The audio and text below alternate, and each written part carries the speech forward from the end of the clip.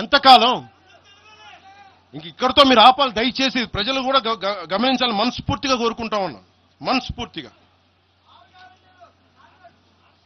6 గ్యారంటీలు 6 సీట్లు మీరు మాట్లాడండి, తెలంగాణ యుద్ధం మీరు మాట్లాడండి, మీరు నిలబడండి,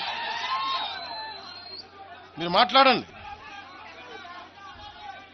జనసేన పార్టీ 7 సిద్ధాంతాలు పుస్తకాల్లో చదివి వీటన్నిటికంటే కూడా తెలంగాణ నేల నేర్పించిన విలువలు ఇవి. వీటి కోసం మేము నిలబడే ఉన్నాం. ఇవేదో పుస్తకాల్లో రూపొందించిన సిద్ధాంతాలు కావి, తెలంగాణలో మేము చూసిన సామాజిక వాస్తవాల నుంచి పుట్టిన సిద్ధాంతాలు ఇవి. ఉస్మానియాలో 2009లో ఆ రోజు గద్దరన్న పక్కనే ఉన్నాడు. ఆ రోజు ఇట్లాగే ఇబ్బంది కలిగిస్తా ఉంటే ఒకటే అన్నాడు గద్దరన్న, అరే తమ్మి నువ్వు మాట్లాడరా, ఎవరు వస్తారు నేను చూసుకుంటానని చెప్పి. ఒకటే చెప్తా ఉన్నాను, ప్రాంతీయ తెలంగాణ ఆవిర్భావాన్ని, తెలంగాణ రాష్ట్ర ప్రయోజనాల్ని, తెలంగాణ రాష్ట్రాన్ని ఏ రోజు కూడా జనసేన అగౌరవపరచలేదు, గుండెల్లో పెట్టుకుంటుంది జనసేన. అలాగే ప్రాంతీయతను మేము గౌరవిస్తాం.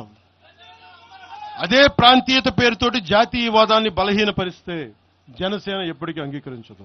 మేము దానికోసం కొట్లాడతాం, నిలబడతాం. ఇది మీరు ఇలా మాట్లాడితే రేపు పొద్దున ఎక్కడ దాకా పోతాయంటే,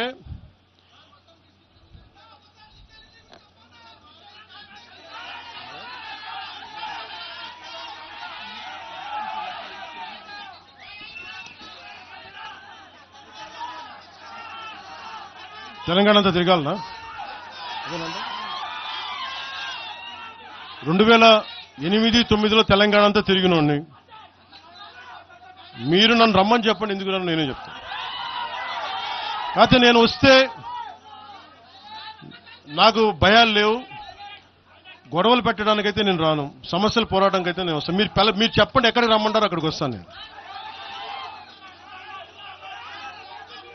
మీరు ఈ రోజున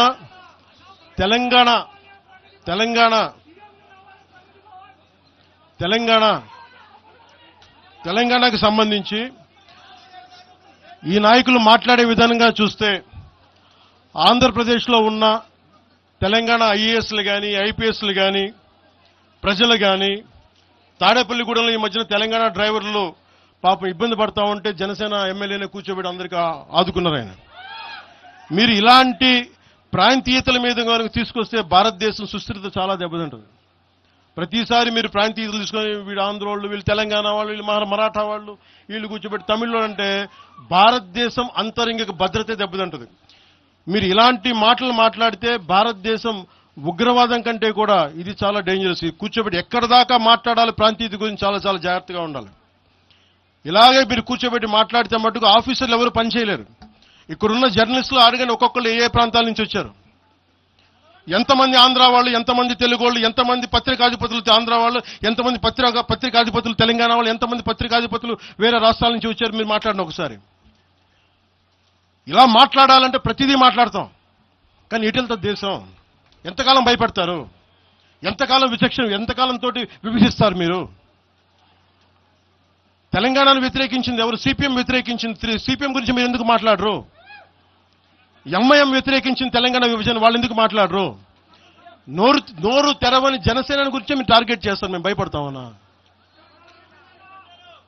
నేను పార్టీ పెట్టాను అంటే చచ్చిపోవడానికి సిద్ధపడే పార్టీ పెట్టాం. ఒక కాంగ్రెస్ నాయకుడు ఐ లవ్ పాకిస్తాన్ డిబేట్ లో మాట్లాడే ఒక కాంగ్రెస్ నాయకుడు ఈరోజు మీడియా ముందుకు తీసుకొచ్చి పవన్ కళ్యాణ్ ప్రెస్ మీట్ పెడితే పీస్ అండ్ హార్మనీ దెబ్బతింటుందని కామెంట్ చేస్తా ఉన్నారు. మనల్ని ఎవరు ఆపేది?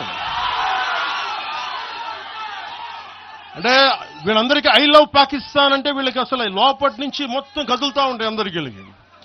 అంటే ప్రెస్ మీట్ పెడితే పీస్ అండ్ హార్మనీ, మీరు ఐ లవ్ పాకిస్తాన్ అంటే it's okay. when I want to do a press address saying then it is an issue for you, law and order issue. అది పెహల్గామ్ లో ఇంతమంది ఉగ్రవాదులు చంపేస్తే ఈ సోకాల్ కాంగ్రెస్ నాయకుడు ఎందుకయ్యా మాట్లాడలా? ఎందుకు మీరు నోరు మెదపలా? ఇప్పుడు కూర్చోబెట్టి మీకు ఐ లవ్ పాకిస్తాన్ వస్తుందా? మీకు ఆంధ్రాన్ని ద్వేషించండి, ఆంధ్రావాణి ద్వేషించండి, జనసేనను ద్వేషించండి, అక్కడెక్కడో దూరంగా బాంబులు పెట్టే పాకిస్తాన్ మటుకు మీరు ప్రేమించండి. అది కాంగ్రెస్ నాయకులు చేసేదా? ఎక్కడ మాట్లాడతారు? ఎక్కడ ఆపుతారు? ఇది విభజన స్టార్ట్ అయితే ఒకసారి మెంటల్ గా స్టార్ట్ అయితే ఎక్కడ ఆగుద్ది ఇది? ఎట్టుపోద్ది?